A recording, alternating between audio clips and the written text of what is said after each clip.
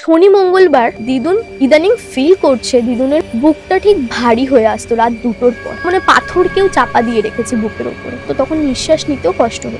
তো ওই কারণে দিদুন কিন্তু প্রায় আমাদের বাড়িতে রাত্রিবেলা ঘুমাতে আসতো। ওই বাড়িতে কিন্তু ঘুমাতে পারতো না রাত্রিবেলা।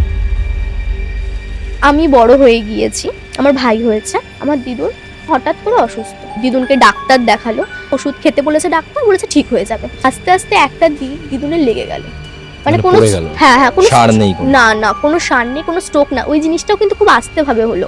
আমার দিদুনের খুব জেদ হলো, আমি এই বাড়িতে থাকবো না, আমাকে আমার বাড়িতে দিয়ে আয়। দিদুন হাঁটতে পারতো না, রাস্তায় বসে বসে দুটো হাত দিয়ে চলে গেল ওই বাড়িতে।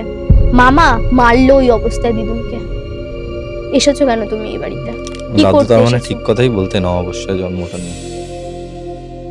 আমার বাবা বিজনেস করে ডেকোরেটার্সের। আমার বাবার ব্যবসাটা আস্তে আস্তে ডাউন হয়। ফ্যামিলির মধ্যে যেটা মজা ছিল ওই মজাটা আর নেই। মা বাবার সাথে ঝগড়া করছে, দিদা আসার পর থেকে শুরু হয়েছে। একদিন আমি দিদুনের ঘরে গিয়েছিলাম, তার সাথে কথা বলছে, কাউকে একটা ডাকছে, সে বলছে পাশে বস। কথা বলতে পারতো না, মানে ইশারায় বোঝাচ্ছে।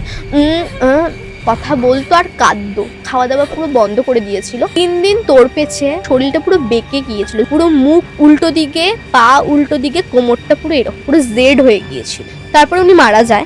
আমি বাবার থ্রুতে আমি জানতে পারি দিদুনের ছোটবেলায় যে বিয়ে হয়েছে বাংলাদেশে, কেউ একজন ভালোবাসতো, বাট সেটা দিদুনের জাতের ছিল। কোনো কারণে তার মৃত্যু হয়, সেই কারণে ওটা আসতে পারে জিনিসটা। আর বাবাকে এটাও বলেছে যে ওই যে বাড়িটায় দিদুনরা ছিল ওই বাড়িটার আবহাওয়াও আসতে পারে এই বাড়ি।